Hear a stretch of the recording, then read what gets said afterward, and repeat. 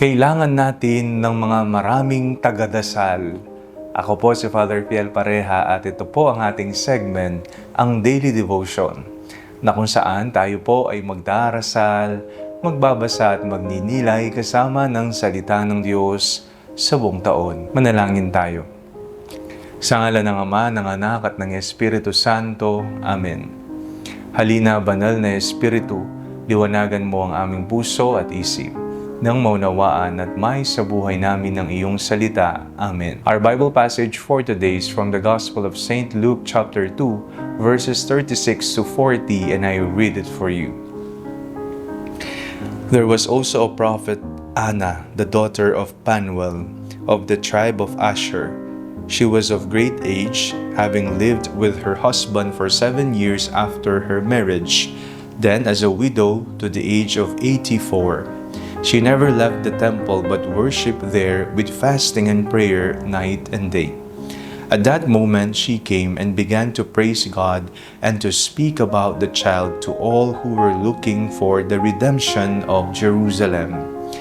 When they had finished everything required by the law of the Lord, they returned to Galilee to their own town of Nazareth.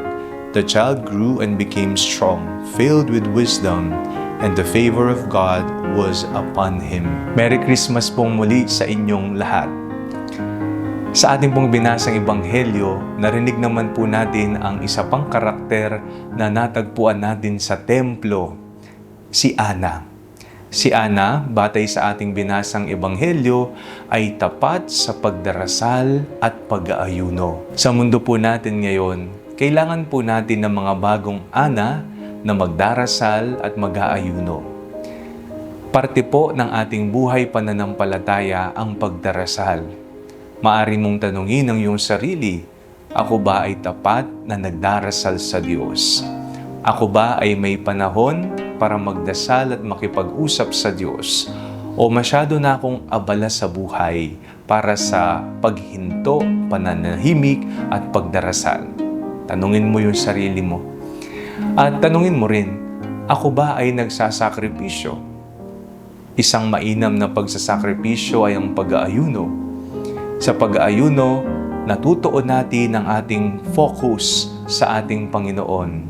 Ginagawa natin ang pag-aayuno hindi para purihin tayo o kaya magjeta tayo, kung hindi ang pag-aayuno ay ang ating paglalaan ng atensyon sa ating Panginoong Jesus. Malapit nang matapos ang taong ito, at sasalubungin na natin ang panibagong taon. Magdasal tayo sa Diyos.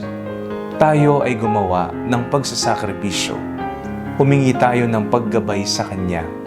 Habang tayo ay naghihintay para sa mga pagpapalang Kanyang ibubuhos, tayo'y mananalig sa Kanyang katapatan, katulad ng ginawa ni Ana sa Ebanghelyo. Manalangin tayo. Panginoong Jesus, nawa, bigyan niyo po kami ng biyaya na maibigay namin ang aming sarili sa panalangin at pag-aayuno. Amen. Sa ngalan ng Ama, ng Anak at ng Espiritu Santo. Amen. Huwag po ninyong kalimutang i-like ang video ito, mag-comment po kayo and share it with your family and friends. Ang Panalangin Bago Matulog ay may sariling Facebook page na po. Huwag niyo pong kakalimutang mag-like and mag-follow dito, and do not forget to subscribe to our YouTube channel. I-click niyo lamang po ang link na nasa comment section ng video ito, o kaya naman po just search Father Fiel Pareha. At kung nais niyo pong maging updated sa ating pagpapahayag, you can join our broadcast channel dito po sa ating Facebook page. God bless you po.